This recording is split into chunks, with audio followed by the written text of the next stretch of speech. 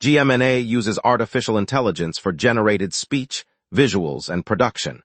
AI-generated content may contain errors. Please verify important information before making decisions or taking action. Good night, Montreal. Authorities confirmed that a freight train consisting of 45 cars left the tracks this morning north of the city.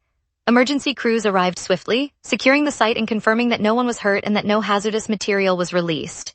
Initial inspections found the derailed cars intact, and investigators have begun a detailed review of the cause.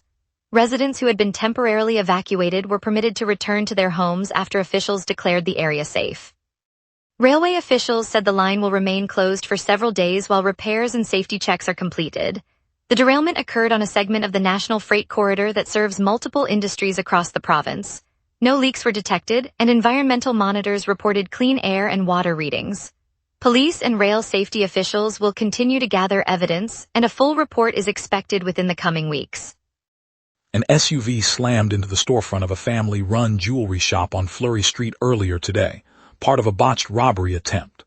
Police say 4 male suspects, aged 13 to 18, drove the vehicle into the shop, shattering windows and denting the facade before fleeing on foot. Officers quickly surrounded the area, apprehending all 4 teens before any merchandise could be removed. The family, still reeling from a nighttime break-in that left the store damaged, confirmed that nothing was taken. Investigators are treating the incident as a coordinated attempt to force entry, though motive remains unclear. The youths now face charges related to property damage and attempted theft. The jewelry business, already coping with recent vandalism, hopes to resume normal operations once repairs are completed. Neighbors assembled outside the damaged storefront, voicing concern and calling for swift accountability. The Montreal police have formally requested that the public assembly scheduled for Wednesday, July 8th in Montreal Nord be postponed. City officials say the protest, organized around allegations of police racism, conflicts with a civic funeral for a fallen officer killed on June 22nd, which will take place on Tuesday. Police spokesperson cited the need to respect the mourning family and ensure public safety during the funeral proceedings. The city spokesperson echoed the request, urging organizers to reschedule the gathering for a later date. No changes have been made to the underlying investigation into the racism claims, and authorities stress that the postponement is solely to accommodate the funeral. Organizers have been asked to submit a new date for the assembly. The department also said it will keep communication lines open with community representatives to address the concerns raised by the protest. Funding has been secured for a new Mason Theatre on the east side of the island. The governments of Canada and Quebec, together with the city and the nonprofit Mason Theatre, approved a contribution totaling $45.5 million. The money will cover construction of a dedicated performing arts venue aimed at expanding cultural options in the eastern neighborhoods. Officials said the project builds on a wave of recent investments in theaters, museums, and community spaces across the province. Construction is slated to start later this year, with the venue slated for completion in late 2027. The new building is expected to create jobs during construction and provide a home for local dance, music, and theater groups once it opens. City leaders highlighted the importance of bringing world-class facilities closer to residents who have long traveled to the downtown core for major productions. CF Montreal will travel to face Vancouver FC tomorrow in the quarterfinal round of the 2026 Canadian Championship. The match, scheduled for Saturday at Stade Saputo, pits the MLS side against the Western Canadian club in a contest that could propel the host into the tournament's Final Four. Both teams entered the competition after advancing through earlier rounds. Montreal earned its spot by defeating a fellow Quebec opponent, while Vancouver secured a win over a Prairie League side. The Canadian Championship, which brings together clubs from the nation's top leagues, offers the victor a berth in the 2027 CONCACAF Champions Cup. Fans can expect a fast-paced game, as Montreal's attacking unit looks to capitalize on home field advantage, while Vancouver's disciplined defense aims to keep the score tight. Ticket sales have already topped early season averages, indicating strong local interest. A man was convicted of attempted murder for the 2024 courthouse stabbing, shocking the city. We will be right back. Watch the local sunset tonight at 6 p.m. for all your local Montreal news. Welcome back, everyone. That was a quick break, and now we turn to Rachel Reed with the latest local stories you need to hear. Today, a Longueuil courtroom will deliver a verdict in the case that shocked the South Shore last winter. The defendant, a man accused of stabbing a court interpreter during a January 2024 hearing, is scheduled to be found guilty of attempted murder and illegal weapon possession. Prosecutors highlighted the severity of the attack, noting that the interpreter was left with serious injuries while performing official duties. Defense counsel has maintained the accused's innocence, but the jury's deliberations have concluded. The forthcoming judgment underscores the legal system's response to violence within judicial settings, a concern for anyone who works in public service. Court officials say new security protocols will be reviewed in the wake of the attack. The decision will be announced later this afternoon, marking the end of a trial that has drawn significant public attention. Early July heat has not pushed water consumption higher, city officials said Tuesday. Despite temperatures climbing into the high 70s, meter readings across neighborhoods showed demand holding steady. The city continues to ask households to curb showers, laundry and garden watering while crews replace a weakened main that supplies several districts. Engineers warn the aging conduit could burst if pressure spikes, so restrictions remain in place until repairs finish later this summer.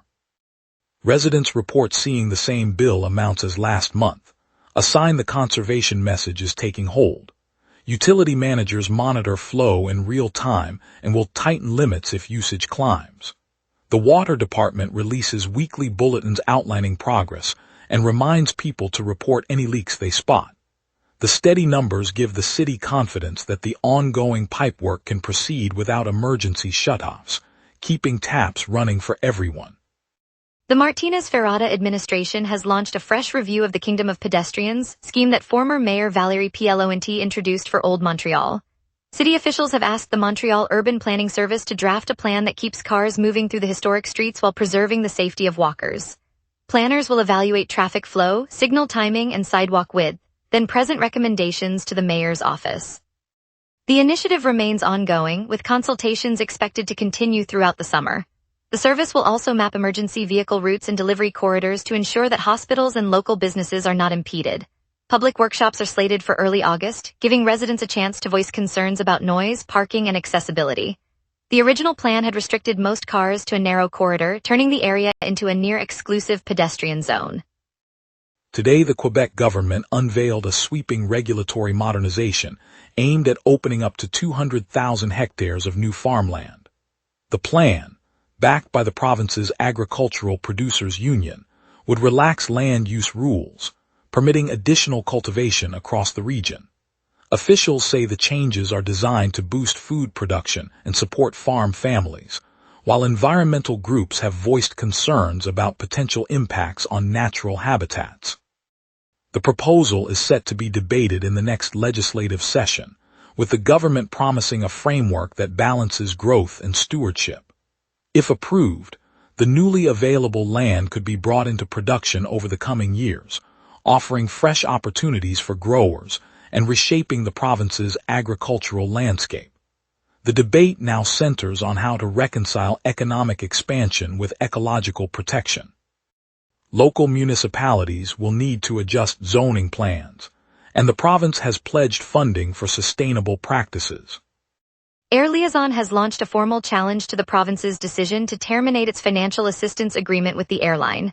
The carrier alleges that the Ministry of Transport abruptly canceled the aid without prior notice or consultation, leaving the company to confront immediate cash flow pressures. Officials from the ministry maintain the termination follows a review of the program's criteria, but have not disclosed a detailed rationale. The dispute threatens to affect scheduled routes that connect smaller communities to larger hubs, potentially reducing travel options for residents who rely on the airline for work, medical appointments, and family visits. Both parties are preparing legal arguments, and the case is now under review by the provincial courts. As the proceedings continue, Air Liaison urges regulators to reconsider the decision while seeking interim measures to sustain operations. Now let's turn to the forecast and see what tonight's weather holds for our city. A deepening high over Quebec drives tonight's clear skies, while a swift western jet keeps the air dry.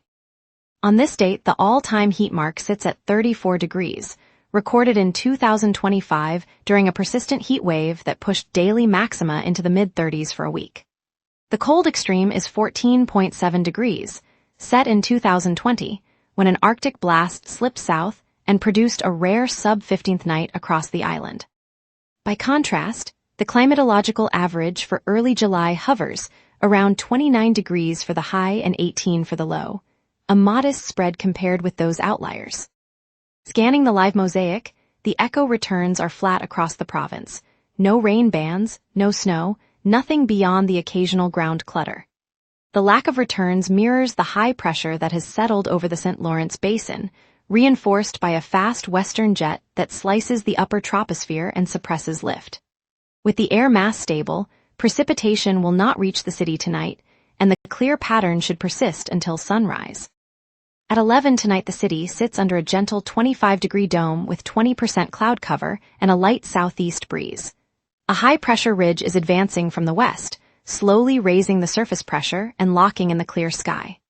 Overhead, a 101 km/h jet stream streams from the west, ventilating the column and preventing any convective buildup.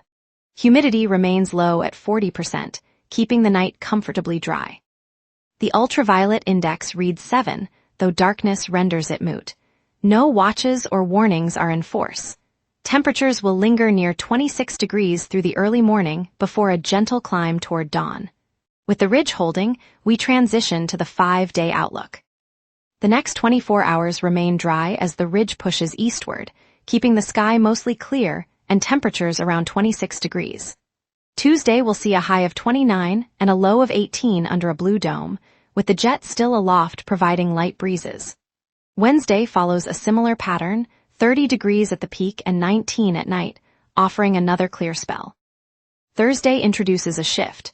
The jet dips south, allowing a moist Atlantic front to creep inland, bringing overcast conditions and a 45% chance of rain, while temperatures climb to 31 before dipping to 21. Friday the front deepens, delivering rain and a high of 25, low 18. Saturday settles back into overcast skies with a mild 26-degree high and 17-degree low, ending the week. And that's your weather. Remember, the wrap is also available as a podcast. Listen anytime on iHeartRadio or wherever you get your podcasts. Traffic eases on the island, the Chamber Spotlight highlights local businesses, and the Canadians gear up for a season showdown. We will be right back. Watch the local sunset tonight at 6 p.m. for all your local Montreal news. And now here's Jason with sports. Big moves and big goals, Montreal sports are making noise. The Montreal Roses put on a show Saturday in Northern Super League action, dismantling Vancouver Rise FC 5-1. Evelyn Badu was the story, netting a hat trick to power the Roses to a dominant win, according to CBC Sports Soccer. A familiar face is leaving Montreal. The Canadians have sent veteran forward Brendan Gallagher to the Vancouver Canucks in exchange for future considerations. CBC Sports NHL reported the deal, closing the chapter on Gallagher's time in a Habs uniform. Before his trade to Vancouver was announced, Brendan Gallagher received a remarkable honor. The city of Montreal named him an honorary citizen with a ceremony held at City Hall. A fitting tribute to a player who gave everything to this city, according to CBC Sports. On a breezy Saturday evening in the heart of the plateau, the streets outside the historic Cinema du Parc pulse with the hum of anticipation. Families, students, and longtime fans gather under strings of amber lights, clutching tickets for Fantasia Film Festival's 30th celebration. For 3 decades, the genre-loving community has converged here, and this year the festival rolls out a fresh program that blends classic cult favorites with bold, emerging voices from across the globe. Inside the theater, a young filmmaker from Quebec lifts a handcrafted poster of her debut sci-fi short, her eyes shining as the audience erupts in applause after the final frame. Beside her, an elderly couple, who first discovered Fantasia in its inaugural year, share a quiet laugh, recalling the night they saw their first midnight horror marathon. The moment captures why the festival endures, a shared love of storytelling that bridges generations, turning strangers into a family of dreamers. As the night deepens, The glow from the marquee reminds us that the magic of cinema lives on in every corner of this city. On the bustling corner of St. Laurent and St. Denis, the neon sign of Rotisserie La Lune flickers as the scent of slow-roasted duck drifts onto the sidewalk. Tonight, that spot shares the spotlight with 3 fellow Montreal kitchens, Le Jardin des Savours, Café du Plateau, and Bistrot El Anchor, each named among the 10 best new restaurants in Canada by a national culinary panel. The list, compiled after months of blind tastings and site visits, placed La Lune at second, a rare achievement for a city already famed for its food culture.